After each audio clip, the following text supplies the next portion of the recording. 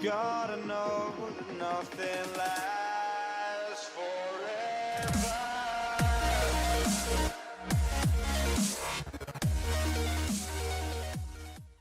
Salut à tous, c'est Tonton Cal, j'espère que vous allez bien. Aujourd'hui on se retrouve pour une vidéo un petit peu particulière, ça faisait longtemps que j'en avais pas sorti. Et là je viens d'acquérir justement une GoPro Hero 8 Black. Je me suis dit que c'était un sujet de vidéo qui pouvait être intéressant sur ma chaîne, sachant que j'en fais pas beaucoup. Et que là je pouvais avoir une partie déballage et une partie test. Alors du coup j'ai récupéré ce matin la GoPro que j'ai déjà déballée du carton, que je n'ai pas encore ouverte. De toute façon on va passer au déballage juste après. Donc c'est la GoPro Hero 8 Black, le dernier modèle sorti de la marque, sachant qu'il y en a à peu près une par an qui sort. Ça me laisse au moins le temps de voir pour la prochaine et de tester un petit peu quand même pour faire quelques plans. Pour les caractéristiques, je suis pas un pro des GoPro, mais je vais vous énumérer ça. On est sur du 12 mégapixels, on est sur une résolution vidéo en 4K 60 images par seconde et en Full HD, donc 1080p 240 images par seconde, ralenti de 140 images par seconde en Full HD. Je pense que ça peut être bien utilisé, on peut faire des beaux plans. On est sur du x8 en slow-mo, donc sans doute slow motion. L'Hyper Smooth 2.0, donc ça c'est la nouveauté sur ce produit là, en fait c'est la stabilisation qui est meilleure que sur les autres GoPro du coup et que sur les concurrentes. Donc c'est celle qui a un peu justement marqué la tendance. On est aussi sur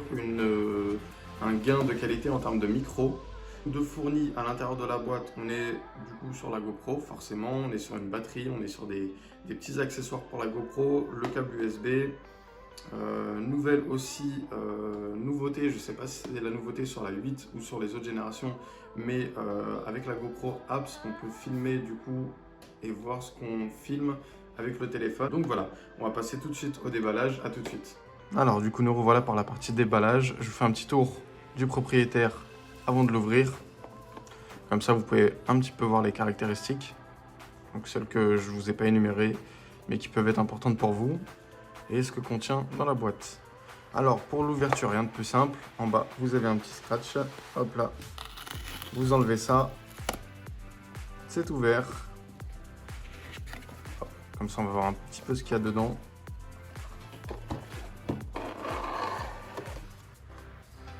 On pose la boîte juste à côté.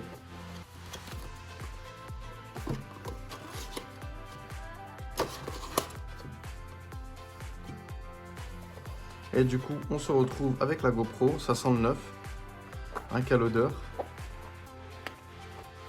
Alors, comment on ouvre ça? Ok.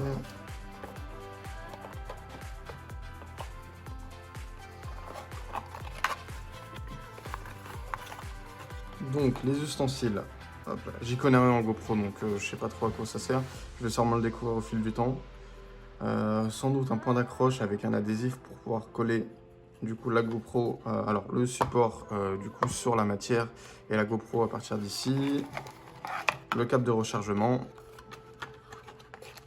la batterie et on va sortir la GoPro. Alors, j'ai pas envie de tout péter. Je vais le faire comme ça. Il va sûrement y avoir quelque chose qui accroche derrière. Voilà. Alors, nous voici avec la GoPro. J'ai remarqué aussi du coup que comparé aux autres GoPro, donc Hero 7, 5, 6, ce genre de modèle, en fait, c'était déjà de base et ça, on pouvait le refermer. Du coup aussi, ce que j'ai remarqué, c'est que sur la GoPro Hero 8, en fait, à partir de ce point-là, on peut refermer, du coup, on peut le ressortir quand on veut, donc c'est plutôt intéressant. Petit tour du propriétaire. Alors, hop là, bouton on-off avec les modes. L'arrière, donc il y a un petit fil, mais ça, je vais l'enlever. Donc le fameux, hop là, clip. On enlève ça pour pouvoir insérer la batterie. On retire. Si j'y arrive, hop là. Donc on va insérer la batterie. Voilà, ça a l'air d'être mieux déjà.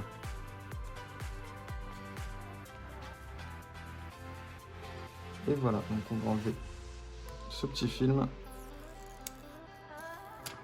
Et voilà, c'est retiré. Donc on l'allume. Alors c'était sur le côté.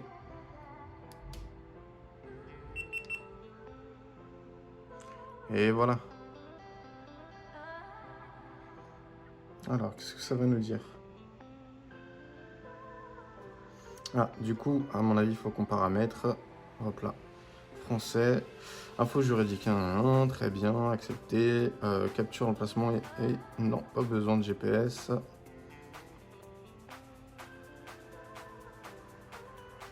Continuer.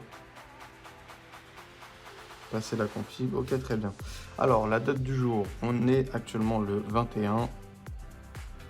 Donc, je paramètre ça. 21/04/2020. Et l'heure, il est actuellement 15h26.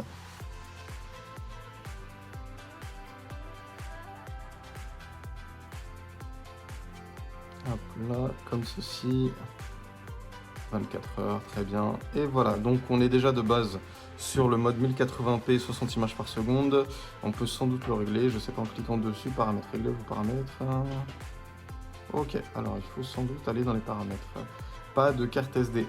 Alors ça c'est un peu le problème quand on achète un produit à ce prix-là, c'est qu'il n'y a pas de carte SD. Ça coûte pas grand-chose, ça coûte 10-15 € à rajouter et du coup ça peut largement aider ou dépanner.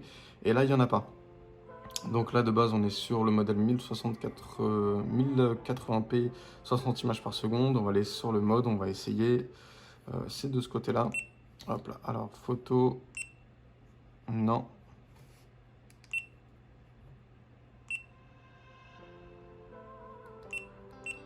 Peut-être en cliquant, accélérer vidéo, clac.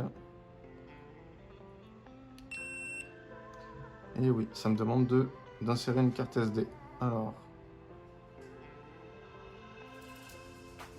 D'accord, on est sur les réglages. Donc standard.